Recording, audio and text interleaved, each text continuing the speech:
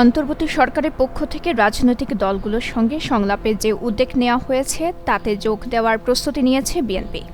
আগামী শনিবার দুপুর ২:৩০টায় রাষ্ট্রীয় অতিথি ভবন যমুনায় বিএনপি নেতাদের সঙ্গে প্রধান উপদেষ্টা ডক্টর মোহাম্মদ ইউনূসের বৈঠক অনুষ্ঠিত হবে। বৃহস্পতিবার বিকেলে বিএনপি দলীয় সূত্রে এ তথ্য জানা গেছে।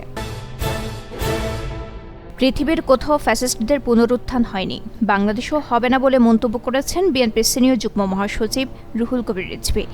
আজ বৃহস্পতিবার সাংবাদিকদের রিজভী বলেন, পৃথিবীর কোথাও ফ্যাসিস্টদের পুনরুত্থান হয়নি, এরা সামাজিকভাবে প্রতিষ্ঠিত হতে পারে না। ইতালি, জার্মানি সহ পৃথিবীর কোথাও গণতন্ত্রকামী মানুষ ফ্যাসিস্টদের পুনরুত্থান হতে দেয়নি। বৈষম্য বিরোধী ছাত্র আন্দোলনের সময় নিহত বেগম রোকেয়া বিশ্ববিদ্যালয়ের শিক্ষার্থী আবু সাইদ হত্যা মামলায় ১৪ আসামির বিদেশ গমনে নিষেধাজ্ঞা দিয়েছে আদালত। রংপুর মেট্রোপলিটন ম্যাজিস্ট্রেট আমলি আদালতের বিচারক মোহাম্মদ আসারুজ্জামান এ নিষেধাজ্ঞা দেন। এর আগে ৩০ সেপ্টেম্বর মামলার তদন্ত কর্মকর্তা ওই ১৪ আসামির দেশ ত্যাগে নিষেধাজ্ঞা চেয়ে আবেদন করেছিলেন।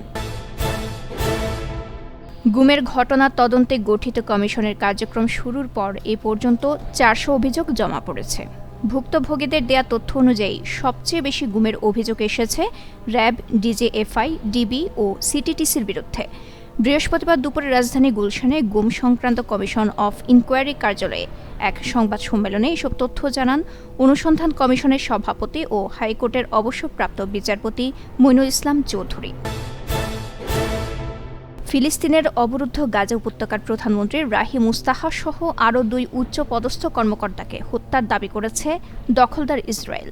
বৃহস্পতিবার ইসরায়েলি প্রতিরক্ষা বাহিনী আইডিএফ জানিয়েছে ৩ মাস আগে গাজার প্রধানমন্ত্রী রাহিম মুস্তাফা, হামাস কর্মকর্তা সামে আল সিরাজ ও সামি ওদেহকে লক্ষ্য করে হামলা চালানো হয়।